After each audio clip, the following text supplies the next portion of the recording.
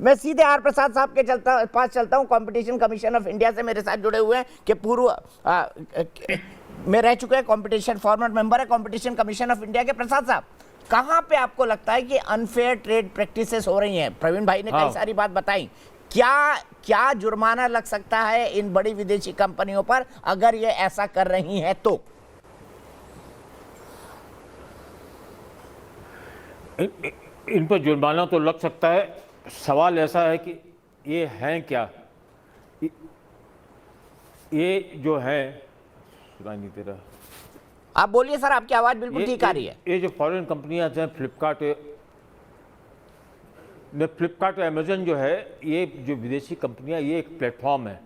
Platform पर बहुत सारे ट्रेडर आके सामान बेचते हैं, लेकिन हो क्या रहा है, जैसे आप अमेजन के ले लीजिए, उन्होंने क्लाउडटेल एक कंपनी रख रखा है नारायण मूर्ति जी के साथ। सब सामान उसी से लेते हैं, डिस्काउंट उसी को देते हैं और उसी को प्रेफरेंस देते हैं। तो और जितने ट्रेडर आते हैं उनको प्रेफरेंस नहीं मिलता है। वो कहते हैं 4.5 लाख ट्रेडर उनके साथ जुड़े हुए हैं, प्रॉफिट जो है वो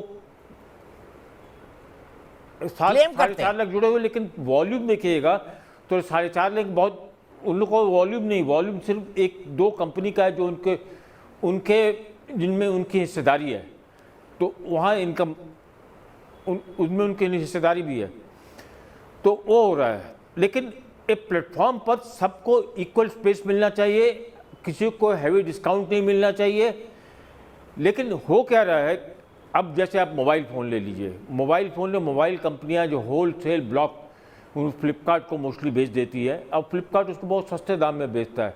बाज़ार में वही चीज़ बहुत महंगा मिलता है, तो लोग, एक ग्राहक क्या करेगा, वो जो है सो इन प्लेटफॉर्म से खरीदेगा, चाहे अमेज़न हो चाहे फ्लिपकार्ट हो, अगर उसको सामान सस्ता मिलेगा तो इसमें खेल पूरा डिस्काउंट का। लेकिन इससे पूरे अर्थव्यवस्था का हिंदुस्तान में नुकसान हो सकता है कि अल्टीमेटली होगा क्या, होगा ये कि ये छोटे व्यापारी धीरे धीरे बिजनेस से निकल जाएंगे, और ये जो बड़े प्लेटफॉर्म है ये लोग का ही बोलबाला रहेगा, फिर ये दाम बढ़ा देंगे, जिसको बोलते हैं प्रेडेटरी प्राइसिंग।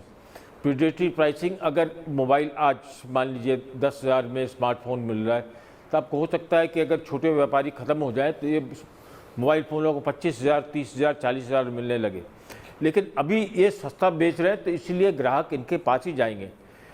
तो इसमें कितना डिस्काउंट देते हैं, क्योंकि क्या है, कंपटीशन लॉ में एक अब्यूज़ ऑफ डोमिनेंट पोजीशन बोलते हैं। अब्यूज़ ऑफ डोमिनेंट पोजीशन में है कि आप मार्केट में डोमिनेंट हैं, तो आप जो है अपने मर्जी से मार्केट को चला सकते हैं। मार्केट आपके भरोसा नहीं है, आप केयर नहीं करते हैं आपका कस्टमर किधर जाए, तो ये अब्यूज़ ऑफ डोमिनेंस का केस है। इसकी इन्वेस्टिगेशन सीसीआई डीजी सीसीआई के जो डायरेक्टर जनरल लोग करने वाले हैं, करके बाद उसका इंक्वायरी होगा। अभी इसमें 2-3 साल समय लगेगा कम से कम, तब तक समय बहुत निकल जाएगा। इन सब चीज़ों में जल्दी काम करना चाहिए, क्योंकि इसमें केस बनता है। मैंने पहले भी कहा था कि इस केस में सिंगल जज ने इनके अगेंस्ट में जजमेंट दिया है, डिवीज़न बेंच भी इनके अगेंस्ट में जजमेंट देगा, सुप्रीम कोर्ट इनके अगेंस्ट में देगा। सुप्रीम कोर्ट ने वही किया, डिवीज़न बेंच ने वही किया, तो इनके अगेंस्ट तो केस बनता है, लेकिन केस को अंत में लाने के लिए 4-5 साल लगेगा। अब 4-5 साल बहुत लंबा समय है, उतने देर व्यापारी वेट कर सकते हैं, इंतज़ार कर सकते हैं कि नहीं, तो मालूम नहीं क्या होगा। लेकिन केस है, प्रतिस्पर्धा का केस है, और इसमें प्रेडेटरी प्राइसिंग का भी हो सकता है केस हो।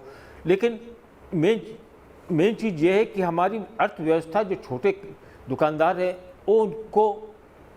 उनको जो है सो मार्केट से जाना नहीं चाहिए, उनको प्रोत्साहित करना चाहिए कि वो और बढ़े, ताकि उससे एम्प्लॉयमेंट बढ़ेगा, लोगों की आमदनी बढ़ेगी।